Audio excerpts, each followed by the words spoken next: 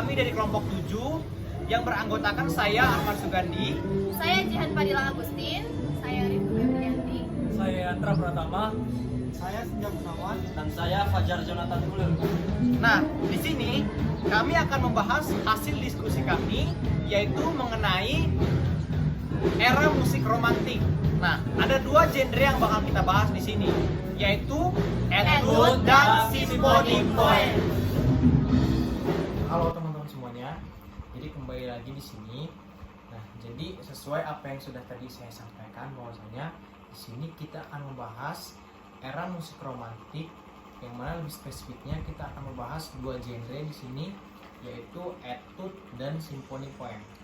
Nah, di sini kami memecah menjadi dua bagian, yang mana bagian pertama ini kita akan membahas tentang bagaimana musik era romantik itu, dan kita akan membahas etude di sini. Kemudian sebagian teman yang lainnya, yaitu 3 orang selanjutnya, akan membahas tentang symphony poem. Jadi biar lebih efektif dan lebih detail ya penjelasan dari kami seperti itu.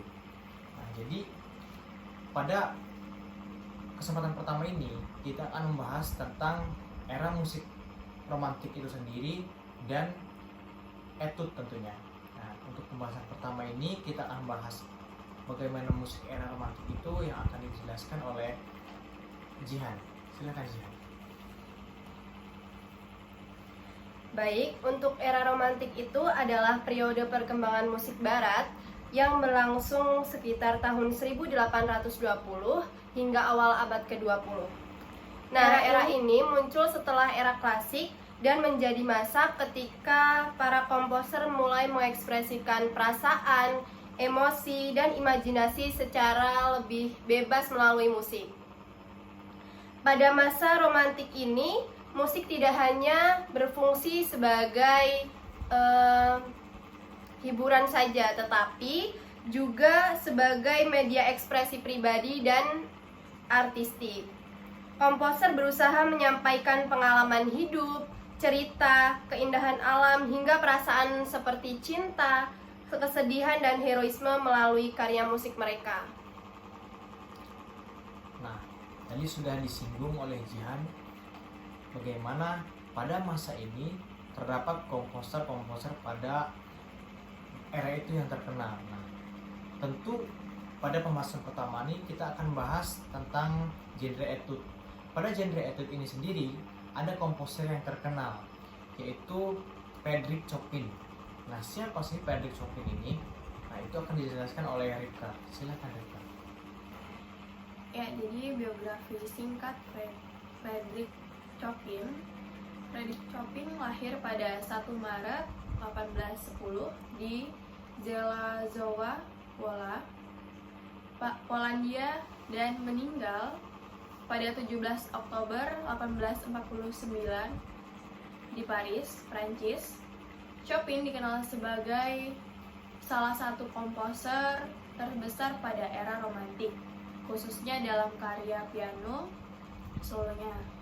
Sejak kecil, Chopin sudah menunjukkan bakat luar biasa dalam bermain piano. Ia kemudian pindah ke Paris dan menjadi komposer serta pianis terkenal di Eropa. Karya-karyanya terkenal karena memiliki melodi yang sangat ekspresif, teknik piano yang kompleks, dan nuansa emosional yang kuat. Contoh karya, salah satu karya terkenal Chopin adalah Etude Op. 10 No. 12. Nah, jadi itulah tadi biografi dari Frédéric Chopin, yang mana beliau ini sudah dijelaskan bahwasanya komposer yang hebat pada masa itu, yang mana sejak kecil bakatnya itu sudah terlihat, dan dia sangat impresif sekali dalam membuat karya, terutama pada alat musik piano. Nah, terbukti dari karya-karyanya banyak dia membuat notasi-notasi piano yang sangat luar biasa tentunya. Nah, tadi kan kita sudah membahas bagaimana Frédéric Chopin dan kita sudah spill sedikit karyanya. Tentu di sini kita akan membedah dan membahas tentang karya Ferdy Chopin itu ya. Iya. Yang mana tadi sudah dijelaskan bahwasanya karyanya itu ada Etude Op nomor 12, Revolutionary Etude. Yang mana etude ini tuh terkenal karena teknik tangan kiri yang sangat cepat dan penuh dengan energi. Yang mana pada notasi ini sang komposer itu ingin melatih bagaimana tangan kiri itu cepat, tetapi tangan kanannya juga tidak kalah menariknya dan luar biasanya pada notasi ini. Nah, langsung saja kita akan membedah salah satu karya dari komposer Ferdy Chopin ini, yaitu yang sudah dijelaskan tadi, Etude nomor 10, Etude Op 10 nomor 12. Yang mana kita bisa lihat di sini teman-teman, kita munculkan di sini ada sebuah notasi yang mana bisa kita lihat ya, Jihan dan Ripka. Iya. Di sini notasinya itu bisa lihat ini sebuah notasi piano. Nah, tangga nada yang digunakan di sini yaitu tangga nada 3 mol ya teman-teman. 3 Iya. mol itu berarti apa? Ada yang tahu? S ya, berarti S. Nah, di sini kita lihat bahwasanya banyak menggunakan not 1/16. Yang mana not 1/16 itu cepat ya, begitu. Iya. 1/16 ini cepat. Nah, kita bisa lihat pada bagian bar pertama dia memiliki pola dari nada tinggi ke bawah. Nah, menggunakan not 1/16. Dan kita bisa lihat ini adalah tangan kiri.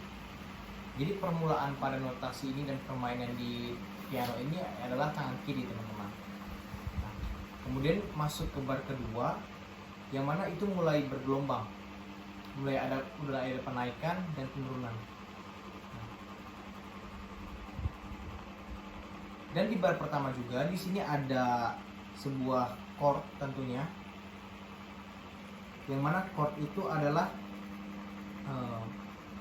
Des, F, As, dan C. Nah, itu ya teman-teman.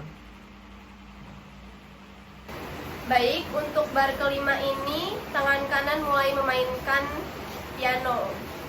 Pada notasi ini tangan kiri lebih dominan memainkan piano ini. Jadi pada notasi ini juga banyak yang menggunakan not 1/16 yang banyak dan berulang-ulang. Oke.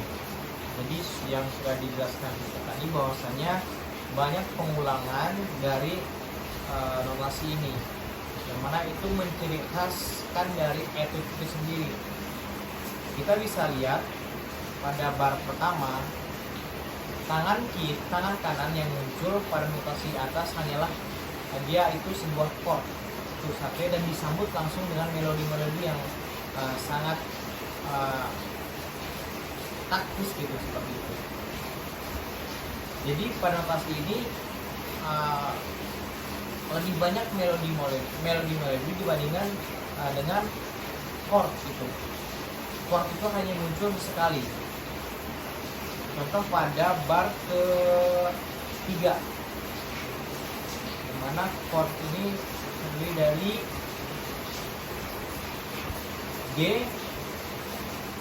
terus ada F di sini, terus ada G, terus ada D lagi di sini. Nah, jadi di sini adalah membentuk sebuah chord, apa ini disebutnya dengan chord D. Kemudian langsung disambut oleh melodi lagi, dan banyak sekali repetisi gitu. Dan di sini kita bisa lihat juga ada tanda hitam yang berlaku ini disebut dengan tanda legato. Di legato itu dimainkan dia runtut, jadi tidak berhenti, seperti menyambung. Nah, ini menciri khaskan dari etude itu sendiri, teman-teman. Yang mana motif yang dibentuk itu motif yang berulang pada not super 16 yang lebih menekankan kepada melodi-melodi. Nah, jadi etude ini adalah sebuah notasi untuk melatih jari, sesuai dengan apa yang disampaikan bahwasanya Frederic Chopin ini dia adalah seorang komposer yang gemar bermain piano sejak kecil. Jadi dia melatih teknik itu sejak kecil hingga dia menuangkannya dalam notasi yang sangat tricky, yang tidak semua orang itu kesulitan, tapi ketika seorang itu bisa memainkannya itu bisa sangat mewah gitu. Nah, pada bar pertama ini banyak sekali notasi yang menggunakan tanda aksen. Apa sih tanda aksen itu? Nah, tanda aksen itu bisa dilihat pada nada A. Di atas nada itu ada sebuah tanda yang dinamakan tanda aksen. Di sini tanda aksen itu seperti apa sih? Nah, itu akan dijelaskan oleh Rifka. Baik, tanda aksen sendiri itu adalah tanda yang ketika ditekan itu lebih harus ditonjolkan suaranya atau dikeraskan. Jadi banyak pada notasi ini yang kita lihat itu menggunakan tanda aksen untuk melatih ketepatan nada. Oke, baik. Itulah tadi sedikit penjelasan mengenai tanda aksen pada notasi yang kita bisa lihat ini. Jadi pada notasi ini banyak menggunakan tanda aksen, yang mana itu adalah sebuah cara dari komposer itu untuk melatih bagaimana ketika menekan sebuah nada itu bisa tepat dan bisa jelas itu setiap nada-nada yang perpindahan nada tersebut, kan dari satu hitungan nada ke nada berikutnya itu bisa lebih jelas. Itu tujuan dari tanda aksen ini seperti itu. Nah, tadi juga sudah dijelaskan bahwasanya Frederic Chopin ini setiap membuat karya itu lebih penuh dengan energi, penuh dengan semangat itu terutama. Kita bisa lihat dari notasi-notasinya yang banyak menggunakan not super 16 di sini. Bahkan di sini lebih cenderung tangan kiri yang cepat seperti itu, dan pada ini juga menggunakan tangan nada mol, yaitu 3 mol, mana itu buah tangan nada S seperti itu. Nah, jadi kita di sini sudah membicarakan soal notasinya. Tentu teman-teman penasaran gitu, bagaimana sebuah notasi ini dituangkan dalam permainan langsung, dalam sebuah karya yang dimainkan oleh seseorang. Nah, di sini kami mempunyai suatu contoh dari seseorang yang memainkan karya dari Frederic Chopin ini, yaitu karya etude nomor 12 ini, yang mana kita nanti bisa saksikan bahwasanya dia menggunakan tangan kiri lebih dominan untuk memainkan notasi ini. Penasaran bagaimana videonya? Nah, mari kita saksikan.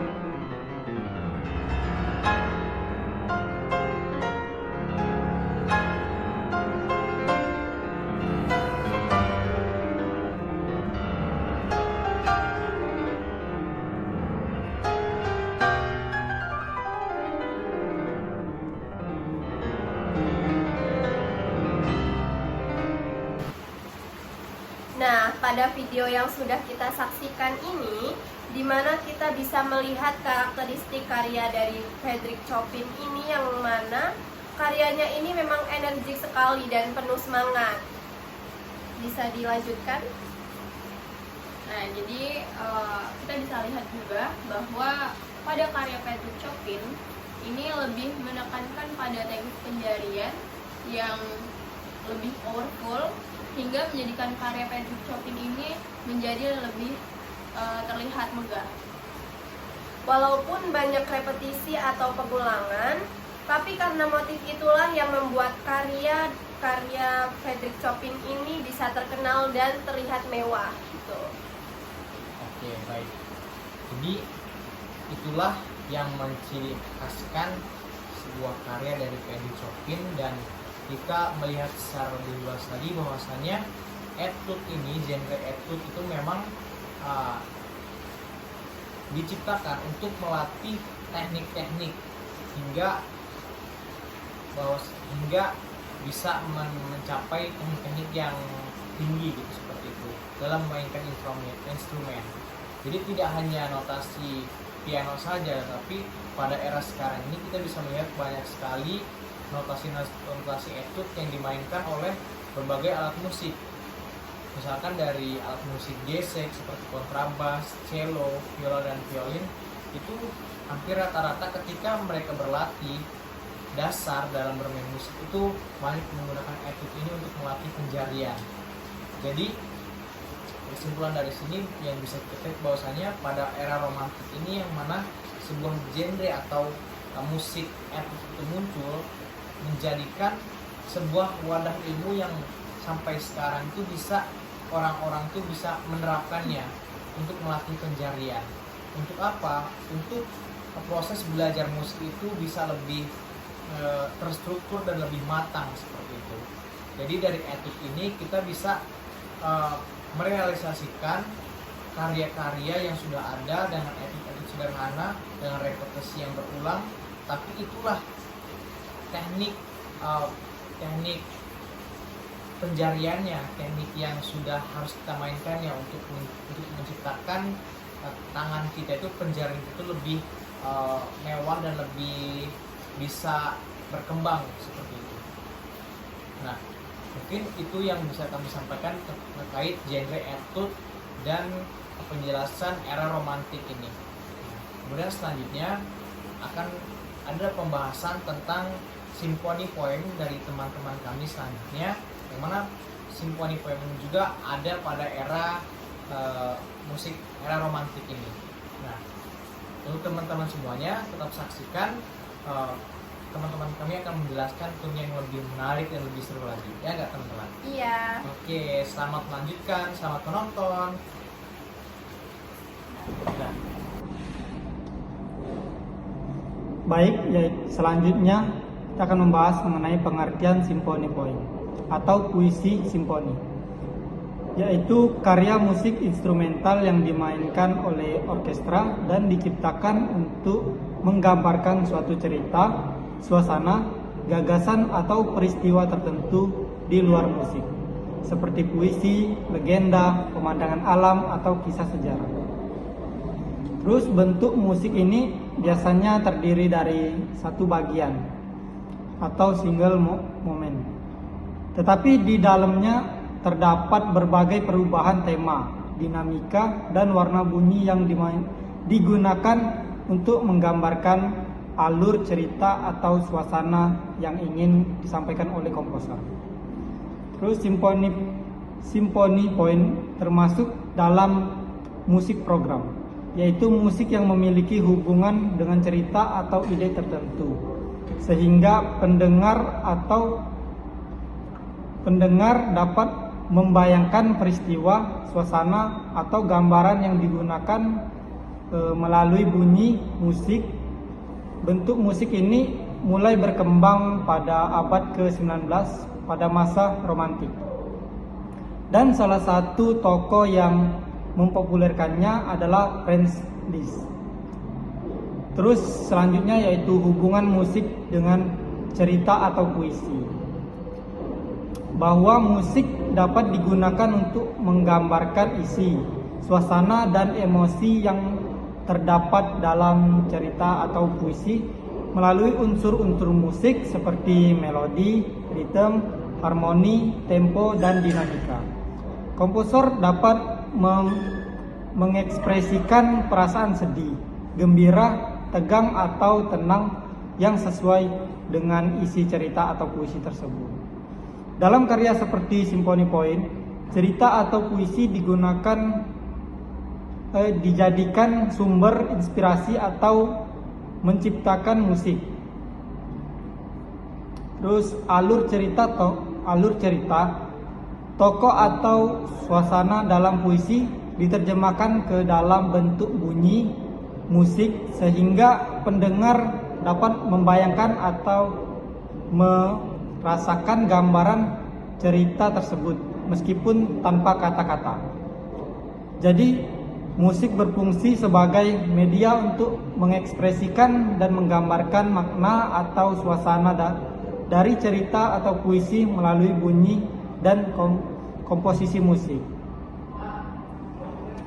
Baiklah, di sini saya akan melanjutkan penjelasan tentang biografi Franz Liszt. Franz Liszt lahir pada tanggal 22 Oktober pada tahun 1811 di Relding. Saat itu Relding masih dalam bagian kerajaan Hungaria. Ayahnya yang bernama Adam Liszt adalah seorang musisi yang bekerja di istana keluarga, kalau lebih tepatnya keluarga Prince Nicholas II. Dari ayahnya ia mulai belajar musik dan piano sejak kecil, dan bakatnya terlihat sangat cepat berkembang. Pada usia 9 tahun ia sudah mulai tampil bermain piano di depan masyarakat umum.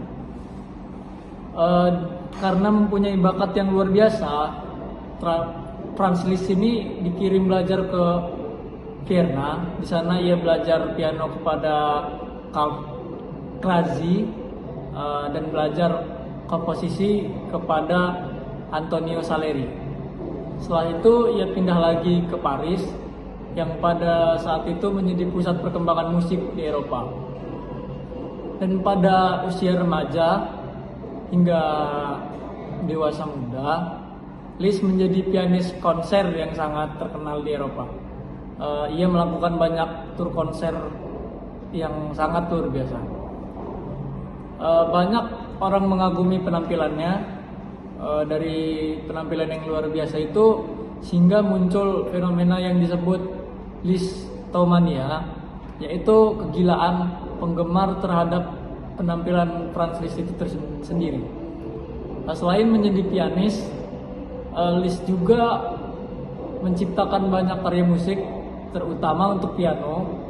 Beberapa karya terkenalnya itu ada 1 Hungarian Rhapsodies, 2 ada Liber Stadium, dan 3 ada La Campanella, kemudian yang keempat ada Vos Camponi.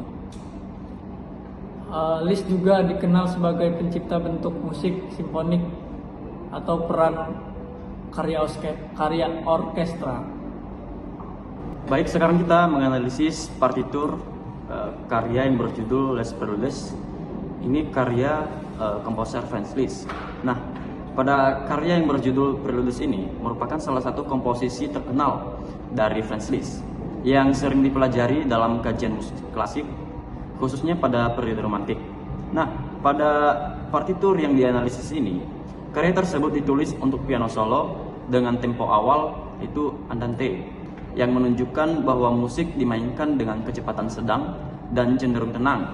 Nah, secara umum, bagian awal karya ini menghadirkan suasana yang lembut dan penuh ekspresi yang menjadi ciri khas gaya musik romantik. Nah, jika kita lihat dari awal partitur, bagian pembuka menampilkan melodi yang sederhana di tangan kanan, sementara pada bagian tangan kiri memainkan pola iringan berupa arpeggio atau broken chord. Nah, pola ini berfungsi sebagai dasar harmoni sekaligus menciptakan suasana yang mengalir. Nah, di sini juga ada dinamika yang digunakan pada bagian awal piano, yang berarti ini dimainkan dengan lembut.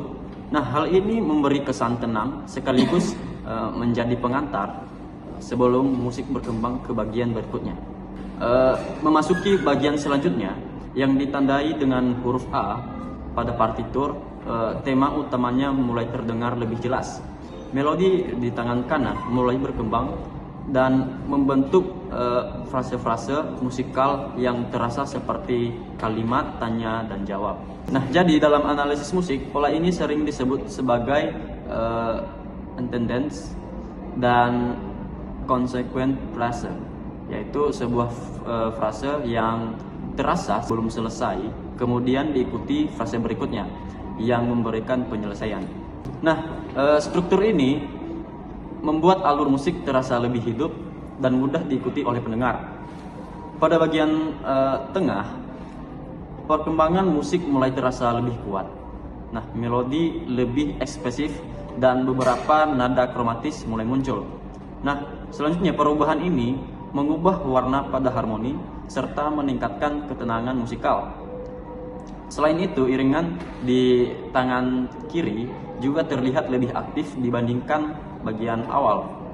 Selanjutnya, perkembangan seperti ini merupakan salah satu teknik yang sering digunakan oleh Franz Liszt untuk membangun dinamika dan emosi dalam musiknya. Selanjutnya, pada bagian berikutnya terlihat adanya tanda crescendo dan poco crescendo yang menunjukkan bahwa dinamika musik secara perlahan semakin kuat.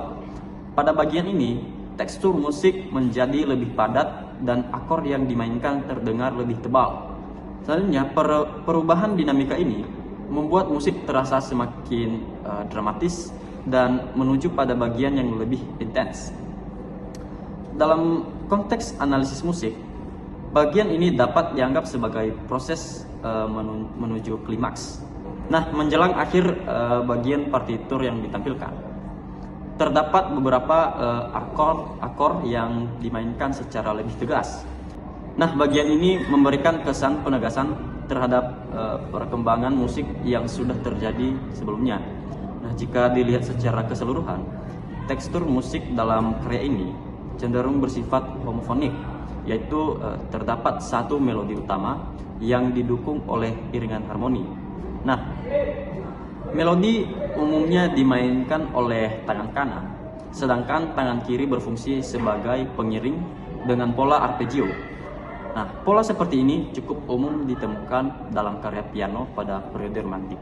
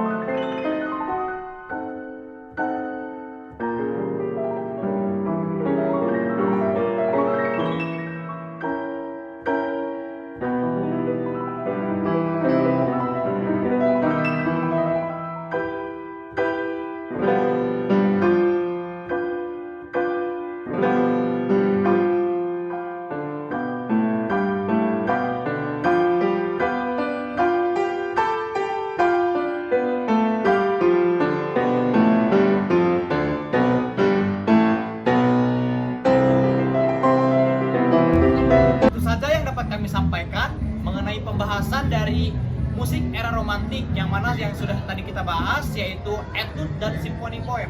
Kurang lebihnya kami mohon maaf, kami akhiri. Wassalamualaikum warahmatullahi wabarakatuh. Dadah.